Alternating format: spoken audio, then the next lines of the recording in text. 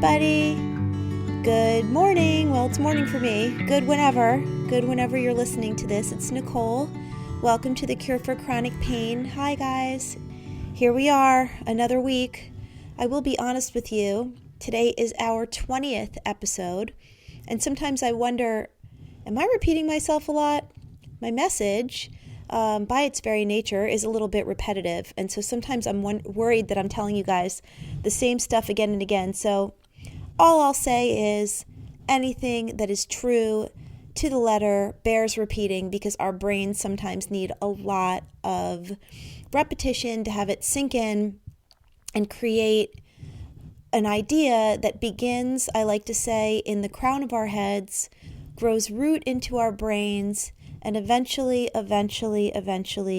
grows roots down into our heart. And that's when we really feel something, understand something deeply, and start to integrate it into our lives in a way that is seamless. So that is something I really hope is happening for you as you listen to this. And I apologize in advance if I end up telling you the same story more than once or the same concept. But today I'm going to talk a little bit about the symptom imperative. And if you don't know what that is, we will talk about it in detail. But the best way to describe it is, if the point of your nervous system is to protect you from the feelings, which are seen as the repressed feelings, which are seen as a greater predator than the pain, then any way that you will believe, that you will buy into, any physical ailment that it can give you in order to distract you is going to be good enough. So we're going to talk about what happens when you start this work and your symptoms start to move around. And even though your initial problem was irritable bowel, all of a sudden your stomach is just fine and your shoulder is frozen and you're like, what the hell just happened? So we're going to talk about that. And we're going to also talk about how sometimes it's not that quick in terms of its cycling, and that you could experience pain cessation and just get on with life in a really profound way, and then maybe a couple months later have something totally different crop up and have you believe that, oh wow, now I have a real problem. And if you know me at all, my super big problem with the word real, because everything is real. Your pain is as real as if you were being stabbed with a knife. Your pain is real. There is nothing perceived about it. There's nothing you're making up. There's nothing that's in your head. There's nothing that you're creating.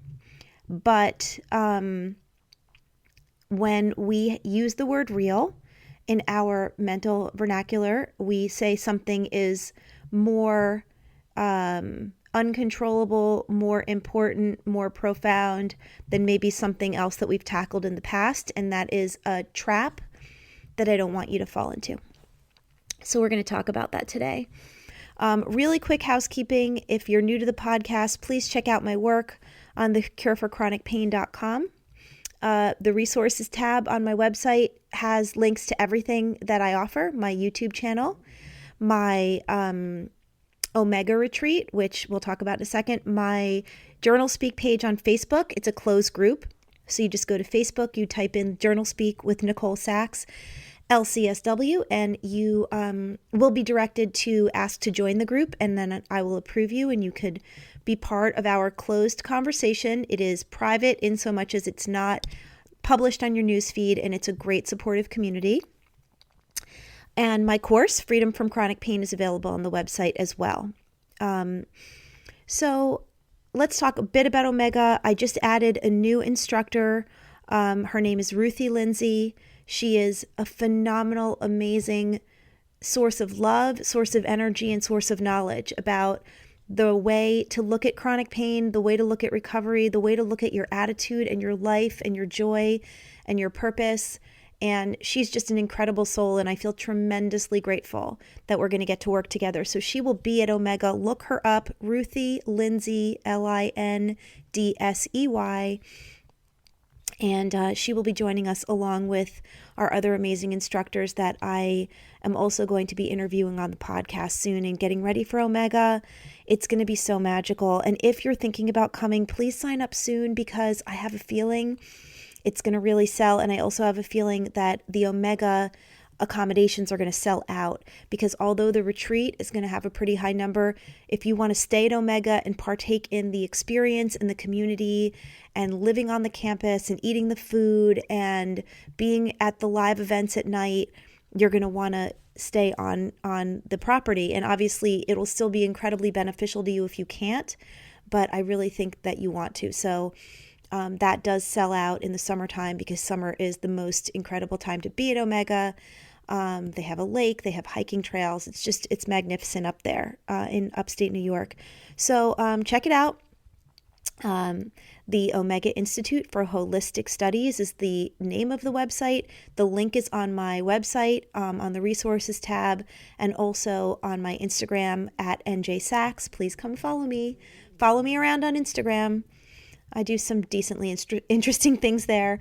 Also, you'll see a lot of pictures of my children with whom I am obsessed, and a lot of Blue Dog. Anyone who's a Blue Dog fan, hashtag I love Blue Dog. He is there often as well. So, okay, do I have anything else to tell you? No, I guess what I have to tell you, I want to tell you this. I'm so freaking proud of you. I'm just proud of you guys. Jesus Christ. I read what you're writing on my Facebook group, and you guys are seriously freaking getting it. Like, you're really getting it. You are understanding that you have to do the work, that you have to believe in that nothing is wrong with you, that yes, you have a diagnosis, that yes, you have an MRI that shows you have an abnormality, or what a orthopedist might call an abnormality in your spine, or a bulging disc. You know, yes, you have a diagnosis of fibromyalgia, you have an autoimmune disease, and on paper you have it. I get it. It's all real, and I feel for you with my whole heart, because I have been you. I have been there. I have been there in fear and terror on the table at the orthopedist when he throws up the x-ray on the screen and says, we're going to talk about the limitations of the rest of your life. I have been there. I get it. And I feel for you. And I know how scary this is, but you guys are doing this shit. I'm listening. I'm reading. I can't often comment as much as I'd like on the page. I do when I can, but I'm reading it. I'm reading it all the time. And I am inspired beyond by the stories that I'm hearing there. I'm going to paraphrase, because I'm kind of scared if I minimize this recording tool that I have on my computer and try to read directly from the internet, somehow I will screw up this podcast. Technology is not my strong suit. So I'm going to paraphrase, but somebody wrote on the page yesterday that she has been doing this work, and her back pain, which was her presenting initial symptom, is completely gone. But she woke up in the morning and she had upsetting, blurry vision and dizziness, a vertigo type feeling. And she was like, oh my God, I'm not going to be able to work. I'm not going to be able to get through my morning. And she knew in her heart, because she's been listening to my work, reading my stuff, that this was probably just the symptom imperative. It was probably just her TMS moving around. So she said, screw it. I'm not going to let this own me. And she sat down to journal, and she said the room was spinning and her computer was swimming, and she was trying to journal. And at some point she just had to close her eyes and just journal into the keyboard, and who cares, you know, if the words went on the screen. They were going through her head, and they were slowly and methodically through her fingers coming into her experience. And she said she finished her journaling, and she said, screw it, I'm just starting my work. And she started her work. And she said as she was doing her work, like 10 minutes went by, and she realized she had forgotten about the dizziness and the blurry vision. It had subsided. And even though it was still a little bit there and it's still a little, distracting, she said, nope, I'm not going to let this get the better of me. I know what's happening here. And she pushed on with patience and kindness and compassion for herself. And she said she finished her work that morning, and she was so inspired. She jumped onto the page to share the story that she was pushing through it, and TMS was not going to get her. And this was the real deal, and she was living her life. And that woman will never be the same. When you have a moment like that where you push through something that in the past would have been so scary and so limiting, and you're like, nope, buck it. I'm not going to allow this to own me. I'm doing this. I'm pushing through as best I can. She journaled through that, man. That's a warrior right there. That is a JournalSpeak warrior of the highest standing. She journaled through it, And so I don't even remember your name, but I wouldn't call you out publicly on a podcast anyway. But my friend, if you're listening, you know who you are. Good on you, because you have changed your life forever. You have reprogrammed your brain in that moment. That is never going away. That knowledge, that little, that understanding, that landing that happened for you in your neural pathways will never change. You might experience other things. You might have to push through again, but that changed you. I promise you, it changed you in your mind, body, and your spirit to push through like that with that kind of bravery and see the results, see what happens. Because you could have been now a person with vertigo, and now you're getting brain scans, and now you're going to doctors, and now you're getting medication, and now you're panicked and terrified and having all those unpleasant symptoms, and that's not going to be your future. I do stuff like that all the time. I do, and I have done. And I've gotten stuck also in times in the past, and I'm going to talk about that today. But it's so beneficial when you're patient with yourself and you're kind and you're brave and you push through like that and you do the next right considered action, what needs to be done. So let's talk about the symptom imperative.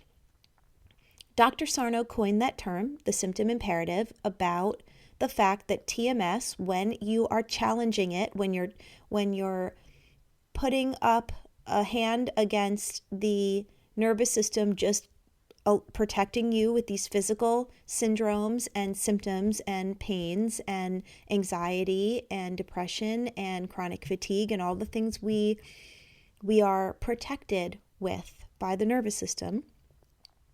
When you start challenging that, oftentimes the system goes haywire because it's trying to protect you and it's failing. If you have back pain and you don't get into bed and stay small and stay away from the world, it's failing. And so as you journal and as you're uncovering these feelings and as the nervous system sees it's safe to feel them, its initial reaction can be, but wait, I'm going to test you one more time or 10 more times. And I'm going to say, maybe a migraine. Maybe I know we've been dealing with back pain, but maybe a migraine will do the trick. And you are going to be a warrior and you're going to say, no, that's just my symptom imperative. This is no more real than anything else I have experienced in the past. This is just new. It's just another way. It's all it is. So I want to tell you a story that is a true story, and I'm really thinking I haven't told this one before, but please always forgive me because, I don't know, I say this stuff a lot and I talk to a lot of people, so sometimes I worry I'm telling you twice in the podcast, but hopefully not.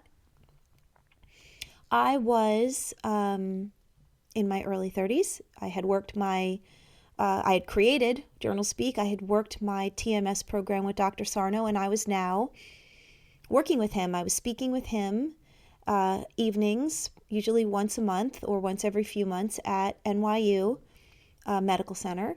And we were speaking to lecture halls of people, often hundreds of people. And we were called the alumni panel. And so it was 4 of us that would sit on the stage and we would tell our stories, and then there was a 2-hour Q&A where someone would run a microphone and they would ask questions either directly to us or just to the panel. And sometimes Dr. Sarno would stand up and be the one to answer, and we would have an evening. It was always a lovely evening.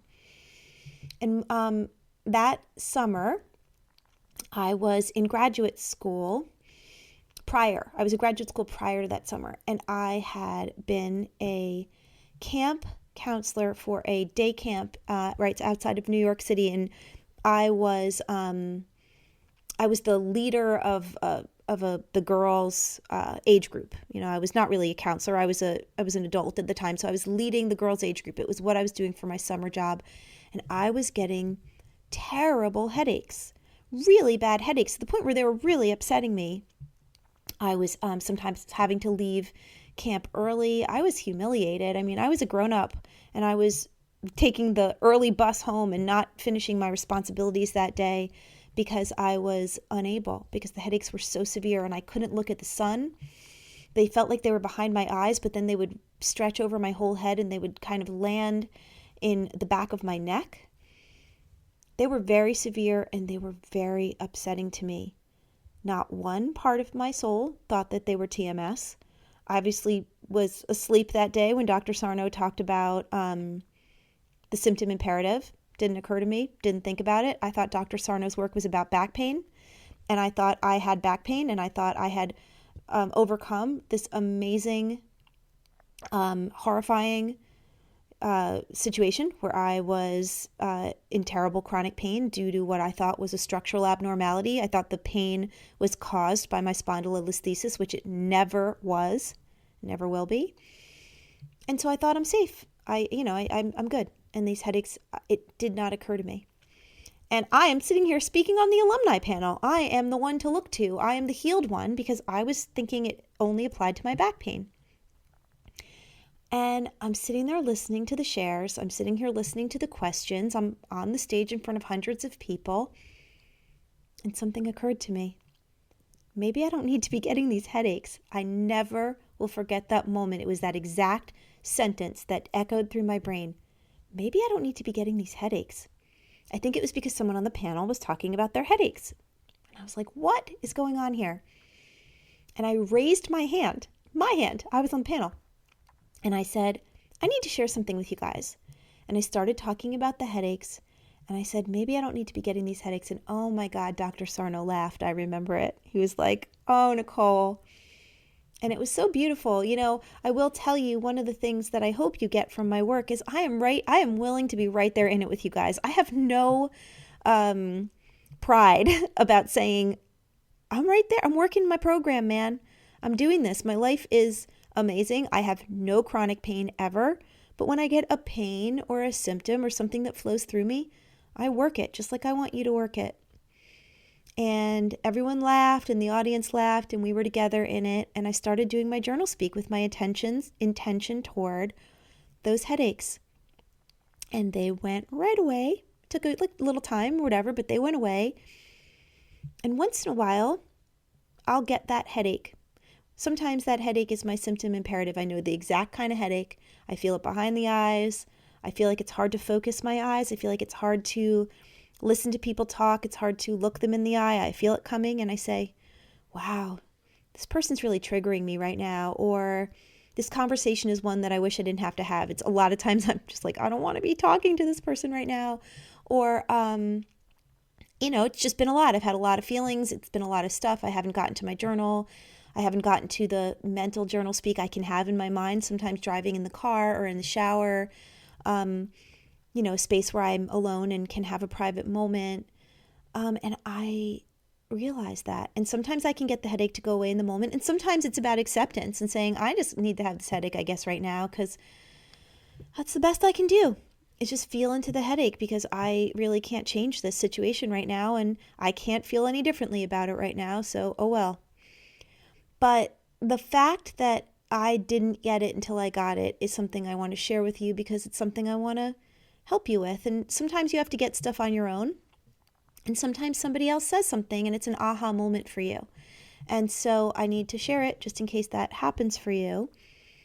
And so I want to talk about the symptom imperative because I hear a lot of people share in their emails to me, in their comments on my Facebook page, that they're confused because, their pain is down, but their anxiety is way up. Or their anxiety went away, but all of a sudden they're getting headaches. Or their headaches are gone, and all of a sudden everything they eat is bloating them up. Or their bloating is gone, but now they wake up with a stiff back. And blah, and blah, and blah, and on and on and on.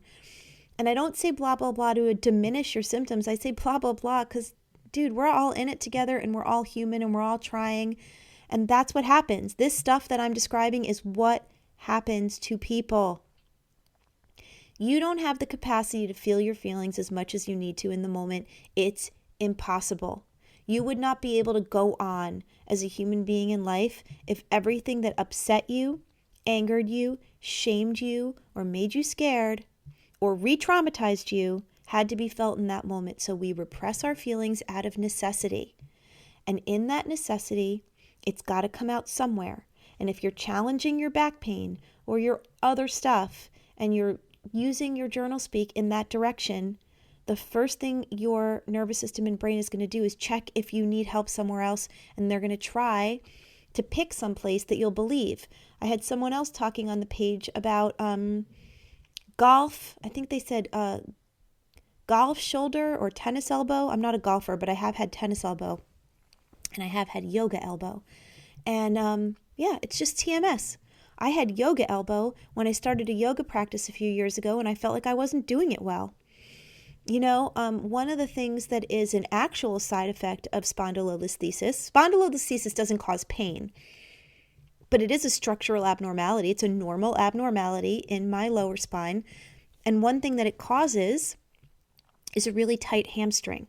It's just a physical way that I'm shaped. And actually, when I see my son try to touch his toes and he can't, I wonder if we MRI'd him if he'd have the same spondy as me, because, I'm not going to put him through that. He has no pain.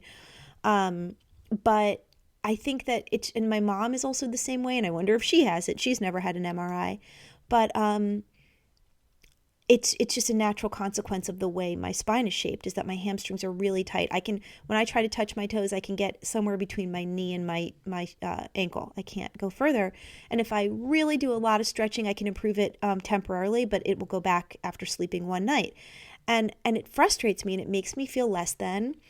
And it makes me feel like I'm bad at yoga, which everyone who's a yogi out there is yelling at the phone or the computer or their car radio. You can't be bad at yoga. Just do your practice. But my self-esteem took a hit when I first started to do the practice, and my elbow, I was doing a lot of sun salutations in this one day, and my right elbow just was killing me. And like a normal human being, the first thing I thought was, oh, maybe it's bad to do yoga for my elbow. And then I was in the car driving home, and I'm like, Nicole, cut it out. You know exactly why this is happening. You don't want to do the yoga because the yoga is making you feel shitty about yourself. So your elbow is coming into the rescue and saying, you don't have to do the yoga. Yoga is bad for your elbow. And I said, I hear you and I see you. And I didn't need to even journal speak. I didn't need to journal about that. I was able to come to the realization how silly this was, and it went away within an hour. But not everybody has been doing this as long as me, and you might need to really put some attention toward that, because it's really real what happens in your body, how the symptom will move around, and whatever symptom is moving around at the time is your symptom imperative, and that's that. And if you don't get scared, like my lovely journal speaker that I talked about at the top of the show, and if you just relax into it, practice acceptance, say, okay, well, this is normal. I say to people, I want you to say to that symptom, there you are. I've been expecting you. Welcome. Thank you for sharing. I know you're here to protect me. I know that my nervous system and my brain have my best interests at heart. My body is working in perfect harmony, but I don't want to live that way. And I have been told by Nicole and by Dr. Sarno and by this community and by all this work that I've been doing and reading, that I actually have a choice in my life. I have a choice to think differently about this. And then I have a choice to act differently. And I have a choice to do my JournalSpeak practice and to meditate and to practice loving kindness with myself and patience and kindness and forgiveness for myself and compassion. And I have a choice to feel differently in my body, because this symptom is not necessary. I just have to pause to say that Blue Dog is snoring really loud. He is about 5 feet away, but if you hear incessant snoring, that is the dog. I keep hearing it. I'm like, is this microphone picking that up? Anyway, guys, I'm just feeling really mellow today. I'm feeling really comfortable that you guys are getting it. I have approached this work for so many years with a panic. I've been in a panic about TMS since I got it, because I want you guys to get it so badly that sometimes I come at it with a really a big energy, which I actually think has served me and served you a lot over the years. But I'm starting to chill, and it feels great. I'm starting to chill out and realize that I feel the tide shifting. I feel the collective readiness rising, and I feel like you guys are going to get this.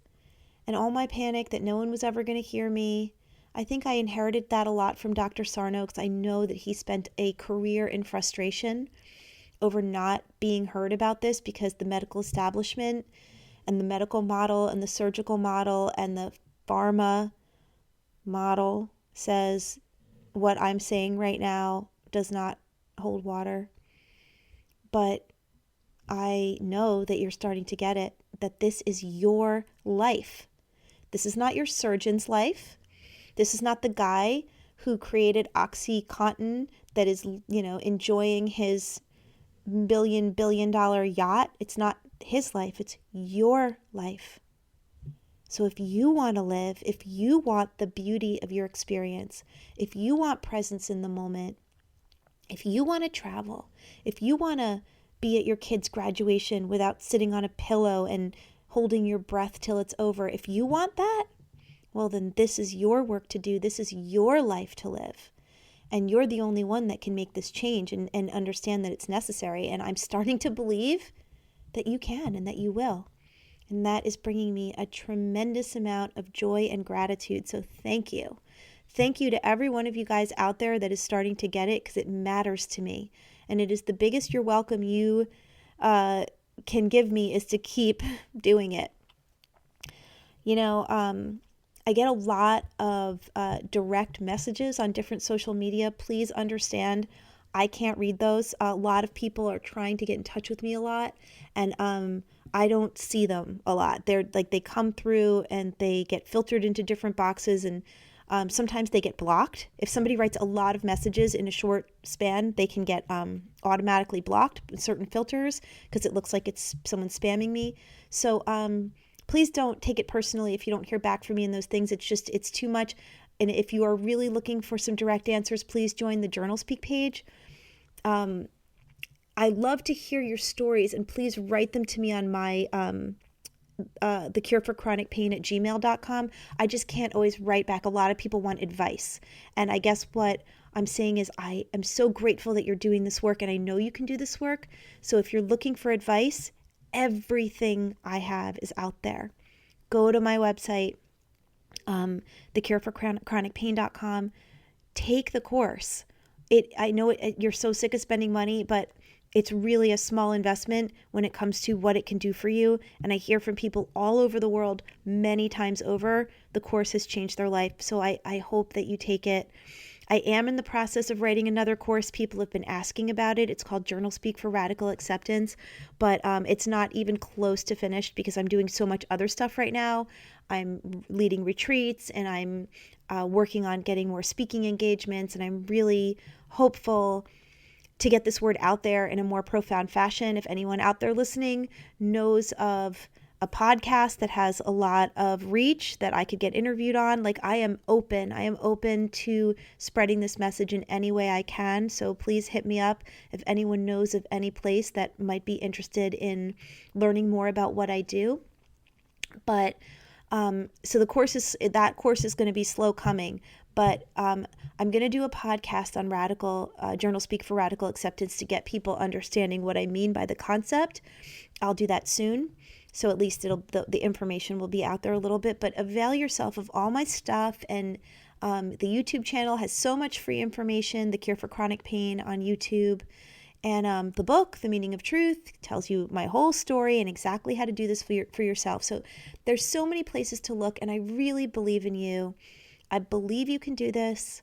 I believe you have the spirit and the energy to do it. Even when you think you can't, I believe you can. So I hope that you got something out of this today. I hope you don't fear your symptom imperatives as they start rolling around your body. Your body is just a pinball machine.